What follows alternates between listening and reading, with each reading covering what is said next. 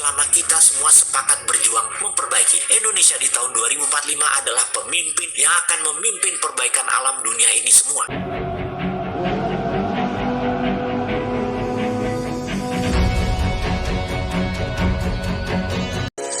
Jangan kaget ya kalau di Indonesia akan ada hujan salju. Sekali lagi, jangan kaget kalau Katulistiwa akan bersalju. Memang Sontoloyo ini nyeleneh informasinya. Banyak yang bilang ngawur atau ngayal. Namun kalau bicara ada fakta dan data yang berbeda sumbernya dari berita-berita mainstream, Anda harus mulai berpikir. Penyiaran berita mainstream hampir semuanya dikendalikan globalis dan negara dikuasa yang punya agenda propaganda. Maka informasi yang diberikan Bosman jadi terlihat aneh dan ngawur karena memang berbeda sumbernya dengan berita mainstream. Kembali ke climate war atau perang cuaca. Bukan saja perubahan cuaca ya, altered weather. Perang cuaca akan membuat arus angin dunia berubah. Bukan sekedar climate change atau perubahan iklim karena kebodohan dan kecuekan manusia. Manusia rendah kepedulian alamnya saja yang membuat dunia semakin panas. Bukan, ini lebih kejam lagi. Jauh lebih kejam dari perbuatan Rangga meninggalkan cinta tanpa pesan. Namun ini adalah perbuatan manusia-manusia egois, pemimpin egois, negara besar egois, dan globalis cabal egois, yaitu para Thanos yang ingin menjadi penguasa, turun tangan dengan sengaja memasang alat menggeser angin,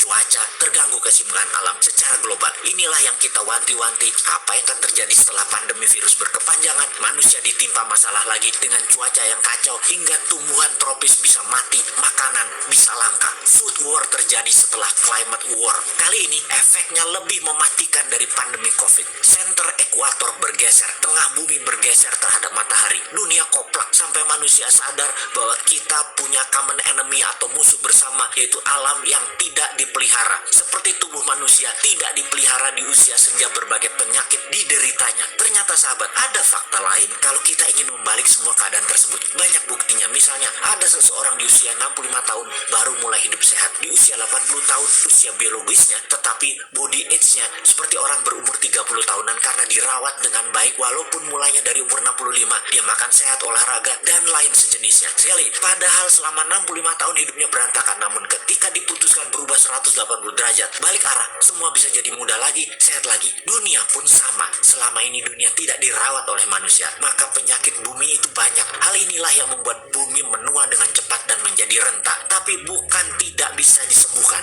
Bisa, selama kita semua sepakat berjuang memperbaiki. Indonesia di tahun 2045 adalah pemimpin yang akan memimpin perbaikan alam dunia ini semua. Untuk itu, New Mind selama 24 tahun ke depan hingga tahun 2045 akan pegang kendali utuh, menyelesaikan masalah dalam negeri dan luar negeri, menyetop kegilaan Amerika dan Tiongkok, serta menyetop globalis cabal. Ini bukan impian kosong. Ini mungkin impian segelintir orang awalnya. Namun ketika 1 juta orang percaya, akan jadi collective belief. Ketika 10 juta orang pertama, kekuatan keyakinan makin besar. Dan ketika 100 juta orang percaya, maka Indonesia akan bergetar. Ketika 270 juta orang Indonesia percaya, Indonesia menang. Dan ketika 1 miliar manusia percaya, dunia semakin sehat. Ketika 5 miliar manusia sepakat, maka dunia damai selamanya. Saat ini silahkan kalian percaya dengan pejabat yang mendukung penyedot nikel dari tanah air tercinta ini hingga 3 tahun ke depan supaya musnah cadangan nikelnya. Silahkan dukung. Tapi kalau mau Indonesia baru, dunia baru, siapkan konsep bernegara yang membuat Indonesia akan menjadi negara superpower. Ubah pola pikir lama dan semua pejabat incumbent termasuk yang mencalonkan di tahun 2024 yang dari incumbent. Mereka semua pikirannya lama. New Mind, siap.